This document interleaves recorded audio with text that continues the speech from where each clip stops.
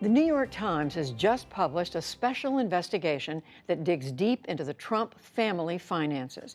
It paints a detailed picture of how the president used potentially illegal tax schemes to acquire millions from his father. The account contradicts President Trump's long-repeated narrative that he was a self-made man. The Times scoured court papers and a, quote, vast trove of confidential tax returns and financial records.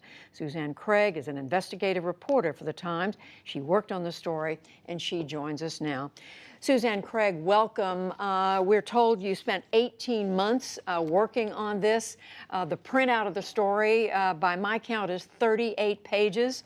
So I know it's hard for me to ask you to condense it, but in essence, what are you saying the president and his family, especially his father, did?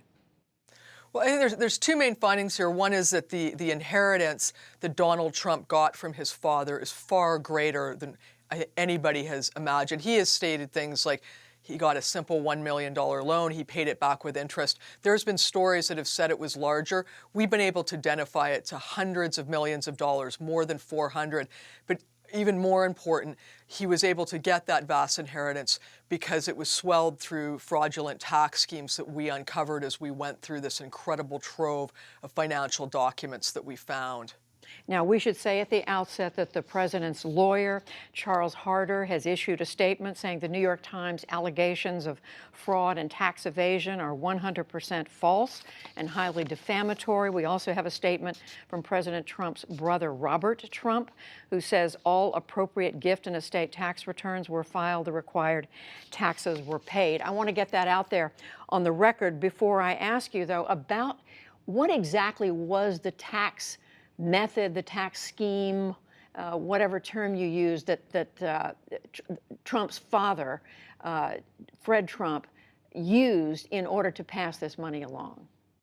Well, it's interesting. There's several that are discussed in the stories, and they have varying levels of either tax fraud or tax avoidance, tax evasion. But the main one that we found is it was a company called All County, and the backstory to it is Fred Trump, when he became in his 80s, he owned dozens of buildings around New York, and he was getting old, and he had very little debt on the buildings, and he had mountains of cash in these buildings.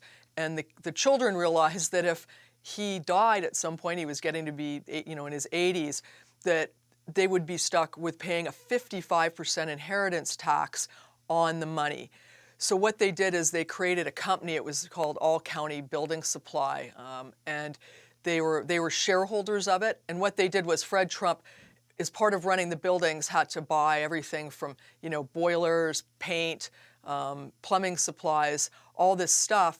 And he would pay vendors for it. And one day, All County started buying it. They would pay the vendors, and then they would send a separate check up to their dad, and it would be padded anywhere from 20 to 50%.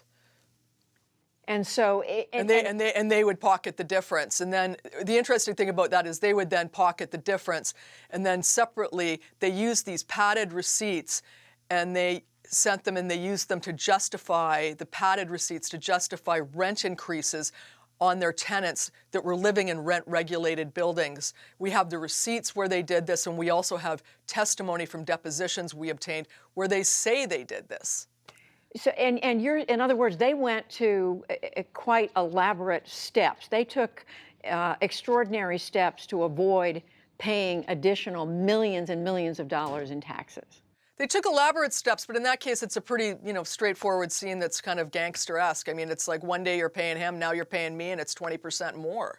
It just happened to be their father, and they were able, through doing this, they were able to drain that cash that he was sitting on.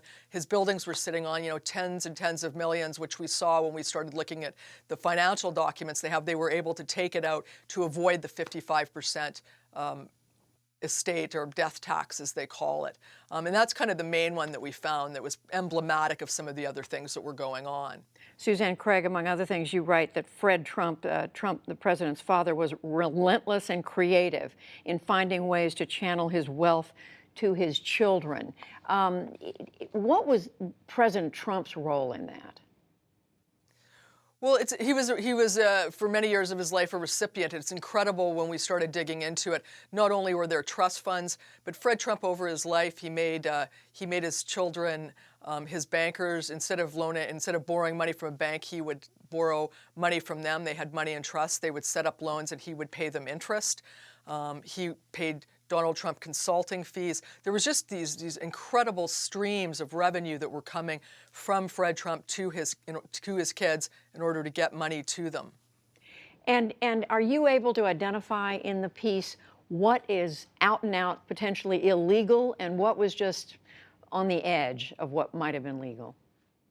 We do. The one that I mentioned is out and out, as far as we're concerned, out and out fraud, and not only was the All County the one where they were pulling the money out of the buildings. They then passed some of that burden on to their tenants, and that sort of goes into things including wire fraud, according to the people that we've talked to. And then there was other things that they did with their father's estate that both border on tax avoidance, tax evasion, and tax fraud. And in one instance, just a simple example.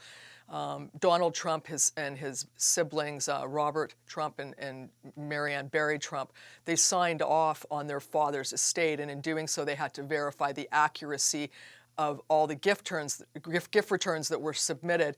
Some of those had things like they did the gifts they knew that they had gotten from All County. They didn't disclose them, and so that becomes again another potential crime that they committed.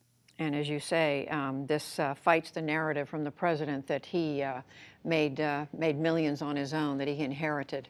Yeah. That's one of the incredible things is just the story of a father and a son and this relationship that they had through the years, and just how Donald Trump created this narrative, in 1976, when he was not far out of Wharton, that he basically appropriated his father's wealth as his own in newspaper stories. He made a huge splash in Manhattan. I'm worth hundreds of millions of dollars.